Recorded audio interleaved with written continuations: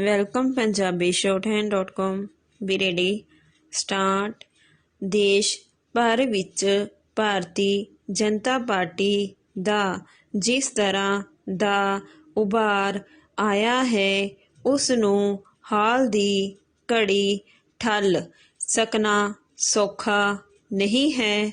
ਡੰਡੀ ਜੇਕਰ ਸੰਸਦ ਦੇ ਮੌਨਸੂਨ ਇਜਲਾਸ ਦੀ ਗੱਲ ਕਰੀਏ ਤਾਂ ਕੁਝ ਮਸਲਿਆਂ 'ਤੇ ਵਿਰੋਧੀ ਧਿਰਾਂ ਜ਼ਰੂਰ ਇਕੱਠੀਆਂ ਹੋਈਆਂ ਸਨ। ਡੰਡੀ ਉਨ੍ਹਾਂ ਦੇ ਵਿਰੋਧ ਕਾਰਨ ਬਹੁਤਾ ਸਮਾਂ ਸੰਸਦ ਦਾ ਇਜਲਾਸ ਤਾਂ ਨਾ ਚੱਲ ਸਕਿਆ, ਪਰ ਸਰਕਾਰ ਨੇ ਇਸੇ ਹੀ ਸਮੇਂ ਦੌਰਾਨ ਆਪਣੇ ਪੇਸ਼ ਕੀਤੇ ਕੁਝ ਬਿੱਲ ਜ਼ਰੂਰ ਪਾਸ ਕਰਵਾ ਲਏ ਸਨ।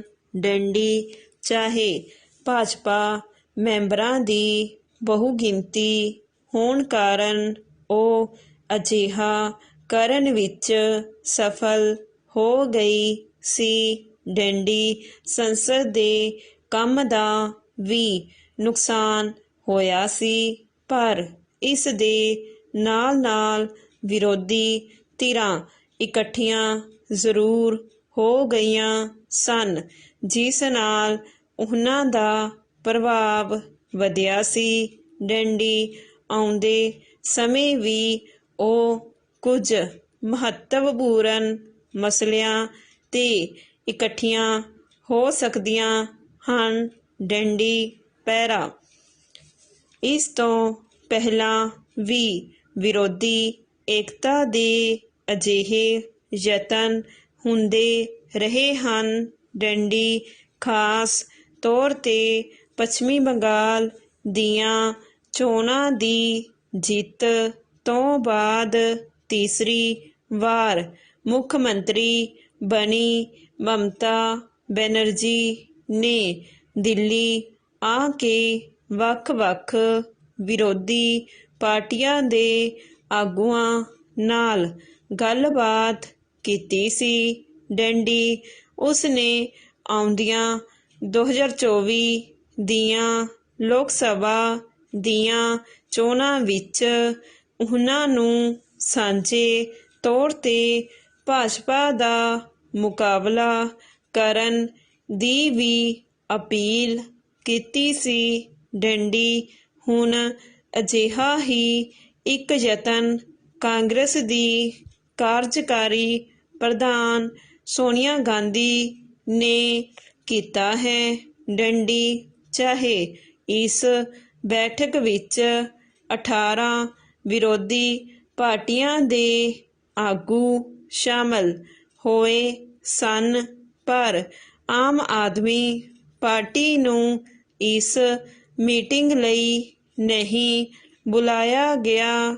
ਡੰਡੀ ਇਸ ਤੋਂ ਇਲਾਵਾ ਉੱਤਰ ਪ੍ਰਦੇਸ਼ ਦੀਆਂ ਦੋ ਵੱਡੀਆਂ ਪਾਰਟੀਆਂ ਬਹੁਜਨ ਸਮਾਜ ਪਾਰਟੀ ਅਤੇ ਸਮਾਜਵਾਦੀ ਪਾਰਟੀ ਨੇ ਵੀ ਇਸ ਵਿੱਚ ਹਿੱਸਾ ਨਹੀਂ ਸੀ ਲਿਆ।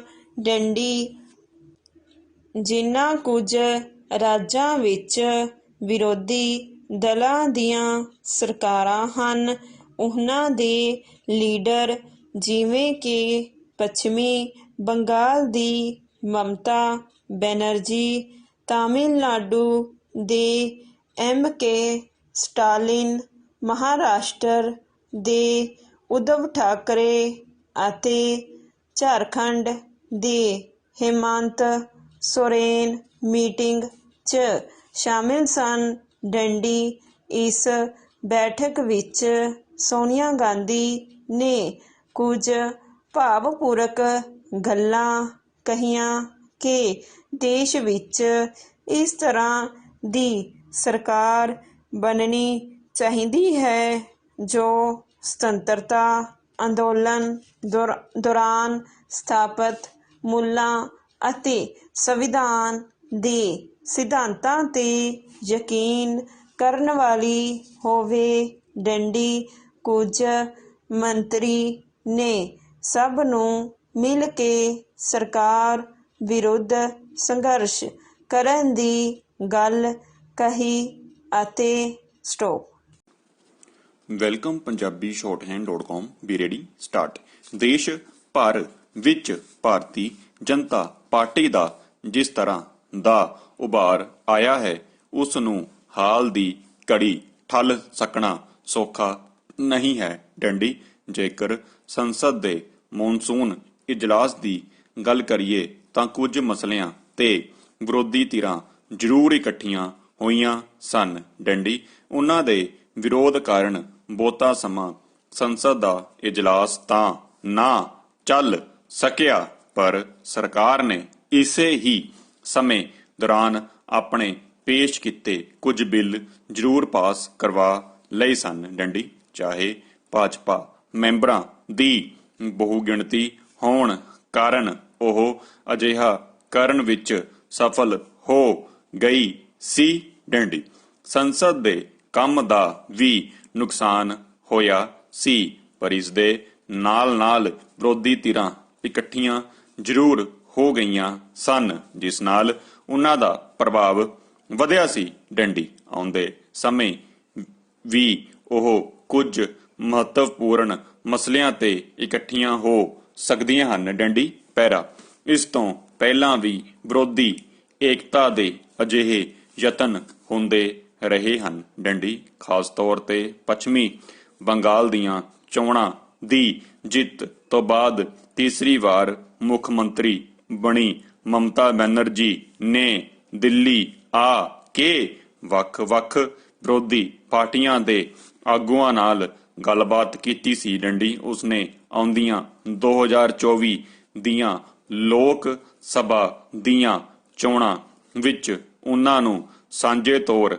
ਤੇ ਭਾਜਪਾ ਦਾ ਮੁਕਾਬਲਾ ਕਰਨ ਦੀ ਵੀ ਅਪੀਲ ਕੀਤੀ ਸੀ। ਡੰਡੀ, ਹੁਣ ਅਜਿਹਾ ਹੀ ਇੱਕ ਯਤਨ ਕਾਂਗਰਸ ਦੀ ਕਾਰਜਕਾਰੀ ਪ੍ਰਧਾਨ ਸੋਨੀਆ ਗਾਂਧੀ ਨੇ ਕੀਤਾ ਹੈ। ਡੰਡੀ, ਚਾਹੇ ਇਸ ਬੈਠਕ ਵਿੱਚ 18 ਵਿਰੋਧੀ ਪਾਰਟੀਆਂ ਦੇ ਆਗੂ ਸ਼ਾਮਲ ਹੋਏ ਸਨ, ਪਰ ਆਮ ਆਦਮੀ ਪਾਰਟੀ ਨੂੰ ਇਸ ਮੀਟਿੰਗ ਲਈ ਨਹੀਂ ਸੀ ਬੁਲਾਇਆ ਗਿਆ। ਡੰਡੀ, ਇਸ ਤੋਂ ਇਲਾਵਾ ਉੱਤਰ ਪ੍ਰਦੇਸ਼ ਦੀਆਂ ਦੋ ਵੱਡੀਆਂ ਪਾਰਟੀਆਂ ਬਹੁਜਨ ਸਮਾਜ ਪਾਰਟੀ ਅਤੇ ਸਮਾਜਵਾਦੀ ਪਾਰਟੀ ਨੇ ਵੀ ਇਸ ਵਿੱਚ ਹਿੱਸਾ ਨਹੀਂ ਸੀ ਲਿਆ। ਡੰਡੀ, ਜਿਨ੍ਹਾਂ ਕੁਝ ਰਾਜਾਂ ਵਿੱਚ ਵਿਰੋਧੀ ਦਲਾਂ ਦੀਆਂ ਸਰਕਾਰਾਂ ਹਨ, ਉਨ੍ਹਾਂ ਦੇ ਲੀਡਰ ਜਿਵੇਂ ਕਿ ਪੱਛਮੀ ਬੰਗਾਲ ਦੀ ਮਮਤਾ ਬੈਨਰਜੀ, ਤਾਮਿਲਨਾਡੂ ਦੇ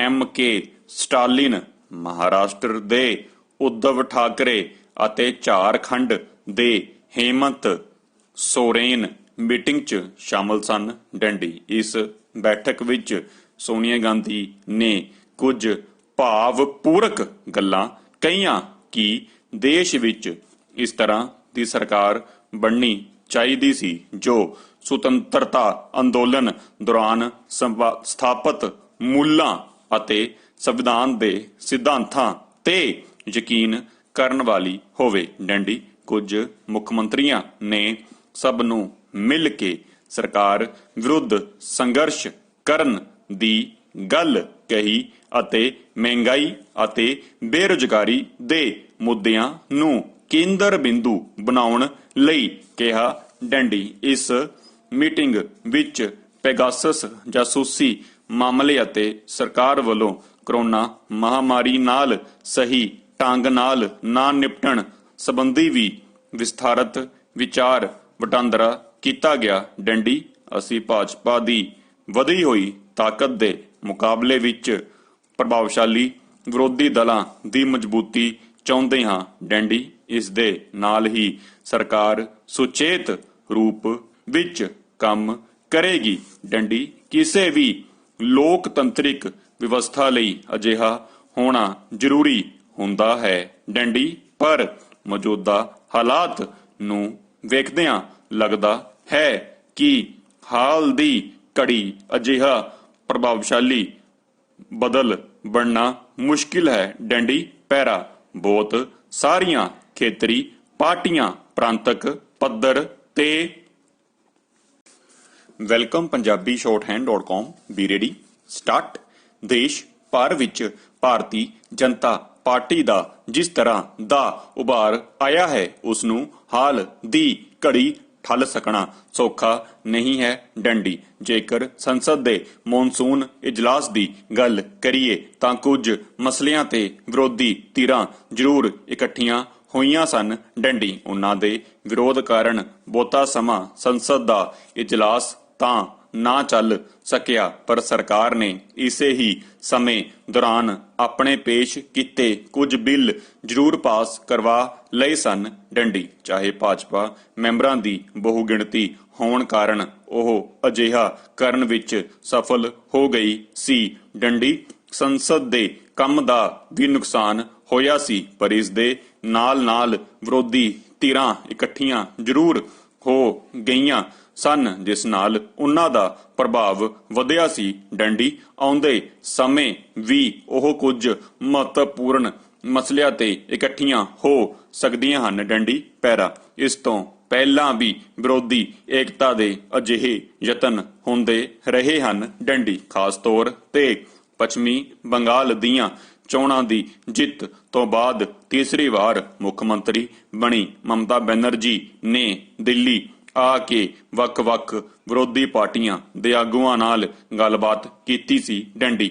ਉਸਨੇ ਆਉਂਦੀਆਂ 2024 ਦੀਆਂ ਲੋਕ ਸਭਾ ਦੀਆਂ ਚੋਣਾਂ ਵਿੱਚ ਉਹਨਾਂ ਨੂੰ ਸਾਂਝੇ ਤੌਰ ਤੇ ਭਾਜਪਾ ਦਾ ਮੁਕਾਬਲਾ ਕਰਨ ਦੀ ਵੀ ਅਪੀਲ ਕੀਤੀ ਸੀ ਡੰਡੀ। ਹੁਣ ਅਜਿਹਾ ਹੀ ਇੱਕ ਯਤਨ ਕਾਂਗਰਸ ਦੀ ਕਾਰਜਕਾਰੀ ਪ੍ਰਧਾਨ ਸੋਨੀਆ ਗਾਂਧੀ ਨੇ ਕੀਤਾ ਹੈ ਡੰਡੀ। ਚਾਹੇ ਇਸ ਬੈਠਕ ਵਿੱਚ 18 ਵਿਰੋਧੀ ਪਾਰਟੀਆਂ ਦੇ ਆਗੂ ਸ਼ਾਮਿਲ ਹੋਏ ਸਨ, ਪਰ ਆਮ ਆਦਮੀ ਪਾਰਟੀ ਨੂੰ ਇਸ ਮੀਟਿੰਗ ਲਈ ਨਹੀਂ ਸੀ ਬੁਲਾਇਆ ਗਿਆ ਡੰਡੀ। ਇਸ ਤੋਂ ਇਲਾਵਾ ਉੱਤਰ ਪ੍ਰਦੇਸ਼ ਦੀਆਂ ਦੋ ਵੱਡੀਆਂ ਪਾਰਟੀਆਂ ਬਹੁਜਨ ਸਮਾਜ ਪਾਰਟੀ ਅਤੇ ਸਮਾਜਵਾਦੀ ਪਾਰਟੀ ਨੇ ਵੀ ਇਸ ਵਿੱਚ ਹਿੱਸਾ ਨਹੀਂ ਸੀ ਲਿਆ ਡੰਡੀ। ਜਿਨ੍ਹਾਂ ਕੁਝ ਰਾਜਾਂ ਵਿੱਚ ਵਿਰੋਧੀ ਦਲਾਂ ਦੀਆਂ ਸਰਕਾਰਾਂ ਹਨ, ਉਹਨਾਂ ਦੇ ਲੀਡਰ ਜਿਵੇਂ ਕਿ ਪੱਛਮੀ ਬੰਗਾਲ ਦੀ ਮਮਤਾ ਬੈਨਰਜੀ,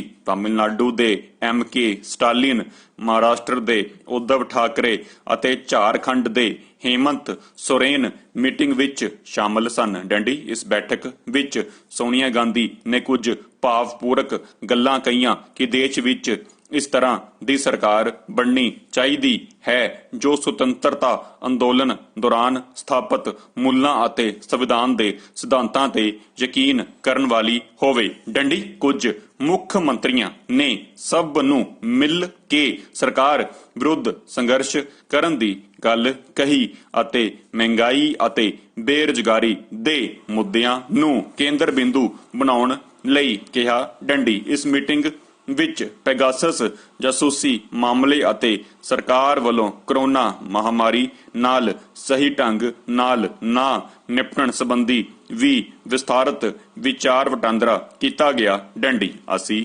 ਭਾਜਪਾ ਦੀ ਵਧੀ ਹੋਈ ਤਾਕਤ ਦੇ ਮੁਕਾਬਲੇ ਵਿੱਚ ਪ੍ਰਭਾਵਸ਼ਾਲੀ ਵਿਰੋਧੀ ਦਲਾਂ ਦੀ ਮਜ਼ਬੂਤੀ ਚਾਹੁੰਦੇ ਹਾਂ ਡੰਡੀ। ਇਸ ਨਾਲ ਹੀ ਸਰਕਾਰ ਸੁਚੇਤ ਰੂਪ ਵਿੱਚ ਕੰਮ ਕਰੇਗੀ ਡੰਡੀ। ਕਿਸੇ ਵੀ ਲੋਕਤੰਤਰਿਕ ਵਿਵਸਥਾ ਲਈ ਅਜਿਹਾ ਹੋਣਾ ਜ਼ਰੂਰੀ ਹੁੰਦਾ ਹੈ ਡੰਡੀ, ਪਰ ਮੌਜੂਦਾ ਹਾਲਾਤ ਨੂੰ ਵੇਖਦਿਆਂ ਲੱਗਦਾ ਹੈ ਕਿ ਹਾਲ ਦੀ ਘੜੀ ਅਜਿਹਾ ਪ੍ਰਭਾਵਸ਼ਾਲੀ ਬਦਲ ਬਣਨਾ ਮੁਸ਼ਕਿਲ ਹੈ ਡੰਡੀ। ਬਹੁਤ ਸਾਰੀਆਂ ਖੇਤਰੀ ਪਾਰਟੀਆਂ ਪ੍ਰਾਂਤਕ ਪੱਧਰ ਤੇ ਪ੍ਰਭਾਵ ਰੱਖਦੀਆਂ ਹਨ ਅਤੇ ਉਹਨਾਂ ਦੀ ਪਹੁੰਚ ਅਤੇ ਵਿਚਾਰ ਹੋਰਾਂ ਪਾਰਟੀਆਂ ਨਾਲ ਮੇਲ ਨਹੀਂ ਖਾਂਦੇ ਡੰਡੀ। ਕੱਲ ਨੂੰ ਅਜਿਹੇ ਸਿਧਾਂਤਕ ਅੰਤਰ ਨੂੰ ਕਿਸ ਢੰਗ ਨਾਲ ਦੂਰ ਕੀਤਾ ਜਾਵੇਗਾ, ਇਹ ਵੇਖਣਾ ਬਾਕੀ ਹੋਵੇਗਾ ਡੰਡੀ। ਇਹਨਾਂ ਪਾਰਟੀਆਂ ਵਿੱਚ ਆਪਸੀ ਭਾਟੋ ਤਾੜ ਅਕਸਰ ਸਾਹਮਣੇ